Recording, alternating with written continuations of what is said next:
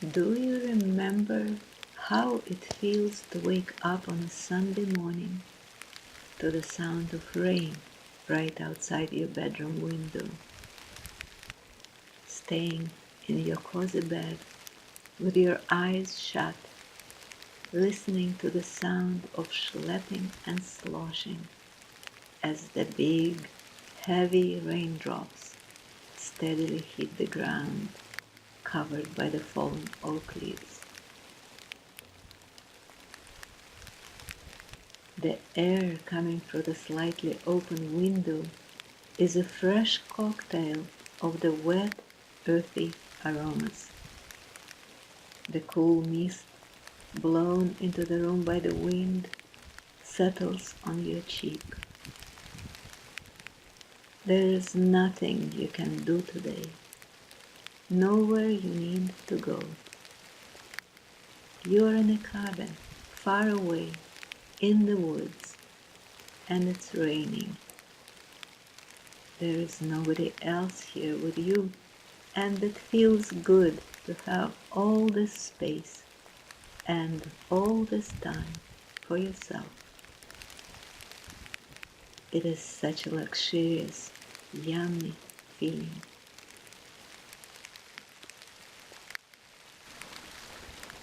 The sound of the rain envelopes the house. It disappears the rest of the world beyond these rainy woods. The day is all yours. You can take your time to decide what you're going to do next. You can stay in bed longer, and then later start your day with a cup of hot coffee or tea, sipping it slowly, listening to the rain outside. You can start a fire in the wood stove and watch the dance of the flames for a while, and feel how the room warms up so much that the cool air outside starts calling you. This rain slows the day. Time moves slower. A moment becomes an eternity, and you expand and flow with the rain, staring at the falling drops through the front glass door. Opening the door and stepping out onto the porch transfers you into the reality that is completely ruled by the rain. It's the water. Water is everywhere. The deck of the cabin is wet. Like a tarnished mirror, the deck holds the upside-down reflection of the trees. The rain nails the deck mirror to a standstill, as if it could take off otherwise, like a deck of a ship. You marvel at the old umbrella in your hand, which seems like such an ingenious device in this situation.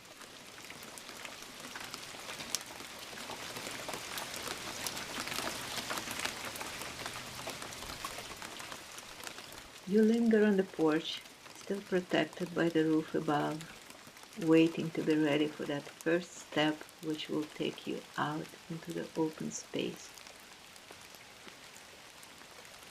The stones of the path in front are not waiting for you, or anything at all. Pouring rain or sunshine, cold winter breeze or dry heat, people or dogs walking. The stones just are, unaware that collectively they make a path and a wall, oblivious to having a purpose, oblivious to the rain, oblivious to the fact that you're about to take that first step and start walking. You are in the yard now, in the world between the cozy confinement of the cabin and the spacious vastness of the woods. The rain walls off any possibility of having a name for your journey. Your feet wander without much purpose, following your meandering gaze that flits from a tree trunk to the shed, back to the wet ground covered by the leaves, then to a patch of luminous emerald moss on an oblivious rock. The rain equalizes every surface with its drumming, taking away the familiar meaning of the objects. Your truck is not a vehicle anymore. It's a combination of angles at which water can be delivered in a downward direction. It's an underworld where the reflection of the trees is wetter than the trees themselves. The shed is nothing but an amplifier for the rain's staccato, broadcasting into the world with insistent continuity. The dark, dry shelter you find in the shed is momentarily an interesting option. But inside this drum, your ears long for a softer sound. So soon you wander back outside again.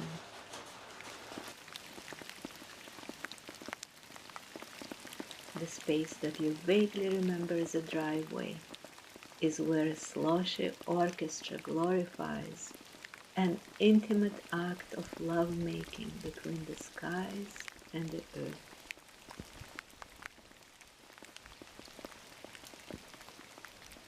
You watch how the earth, unable to take in all the liquid love falling down on it, pulls it up for later savoring. You watch the dance of the drops on the muddled puddles, the ecstatic shivering of their battered surfaces, the relaxed acceptance of the dried blades of grass, witnessing the prolonged act with a stoic indifference. The rain's drumming on the umbrella reminds you that you are an intruder with no role to play in this scene. So you try to occupy yourself with wondering about what is happening in the garden. But the garden is very busy, very much a conforming participant in today's soothing watery event. The broccoli dreams of being seaweed and feels united with everything green, unified by the downpour. The broad leaves wave at you with innocent aliveness, and you finally remember that you too have a purpose, a role, a task, and a destination. You feel like you're part of everything that is happening here right now, and it does not matter what you will do next. Anything that you do will be a right thing.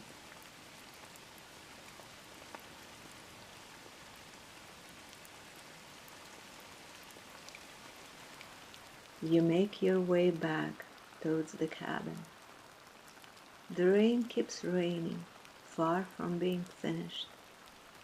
It does not care about your purpose or destination, but is focused on fulfilling its own being.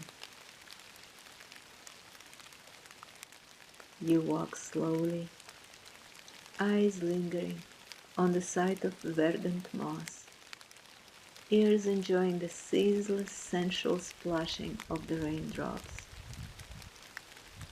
Stepping back inside the warm and dry cabin brings a wave of pleasure.